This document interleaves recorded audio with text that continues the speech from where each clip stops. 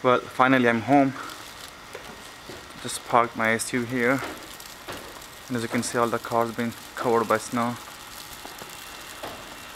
and still dumping.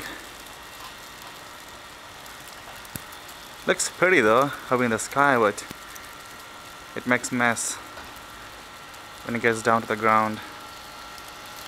And don't forget, it's only 5 inches so far, and it's predicted almost 20 inches by Sunday morning, so it will be pretty nasty.